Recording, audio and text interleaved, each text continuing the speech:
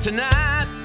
Cowgirls wild, cowboys ride. Y'all coming back for more.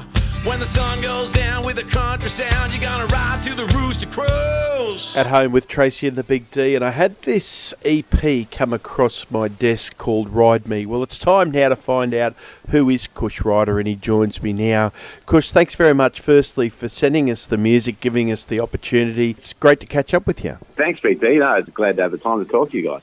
From everything I see about this, you've been doing this for a little while now, harnessing all of the live energy and putting it together into an EP. It's been a really interesting process, as all these sorts of things are. A few years back, I was facing one way, thinking I'm going in a certain direction, and then now we're all here with this COVID thing, which has been another curveball. I guess the Ride Me EP sort of came about after a journey of being overseas for a long time. I lived in Argentina. I came back to Australia about 7 years ago and didn't know anyone in Melbourne, didn't have any gigs, and really hadn't even gigged solo much. I slowly got a couple of gigs, and then those gigs became residencies, and I was there every month sort of a thing. And the band was formed out of guys in the crowd who were like, mate, can I get up? You know, that sort of thing. It happens often, meet someone out of the crowd who can play, but I was lucky enough to meet a couple of blokes, and that band, it was just a muck-around band, ended up going for a year and a half, which is pretty much what you're hearing on the EP. Amazing how the doors start opening when one door opens, and it really does lead to another, and it just kept going. And then all of a sudden I had a CD in my hand. I was like, wow, that's been a dream for the kids. But yeah, a lot of fun, 5 songs on the EP. Yeah, it's been a real downer, really, not being able to have those gigs to get that energy out there and to play the music.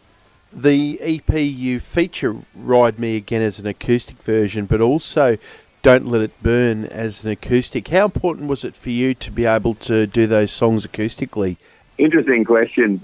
First of all, I guess as a teen listening to rock and roll, I remember, growing up with listening to bands, Johnny Diesel and the Injectors, Cold Chisel, who obviously had disbanded but was certainly still big. But Barnsey would always throw in these acoustic tracks on a lot of his singles, and they were often copies of I think Stone Cold, the single from Barnsey. It had to come out with a studio version, and then down on the back of the single or any EP, there'd always be an acoustic version of it. So I always liked that idea, but it was also because we were running out of time. We had to get to print, and other songs weren't recorded yet, and I thought, bugger it, let's just get in the studio and just pump out these tracks.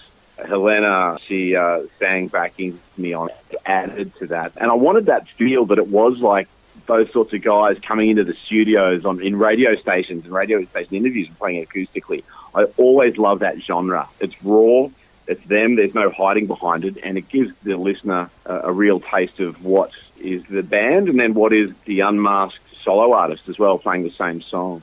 It gives a different interpretation to the song. I love you say that, because that's something that's so important to me to hear. Hang on, this dude really can sing. Yeah, well, that's it. And there's so much production that goes into everybody these days. There's always a little bit of auto-tune. There's always a little bit of studio magic. And listen, there's nothing wrong with that. It makes a great song better, I guess. But to sort of be stripped back to that also, to be able to say, hey, I can play guitar. I hope I can sing. Well, this is what it would sound like around the campfire, at least. Which is where a lot of my songs start, Cush, what are some of the things that you're planning to do beyond this crazy COVID? I'd love to do a bigger, a longer tour this summer. One is on the cards, and good gigs are booked, but who knows what's going to happen. Heading north, that's November, December, where I'm hoping to be on the road. That's, I guess, short term.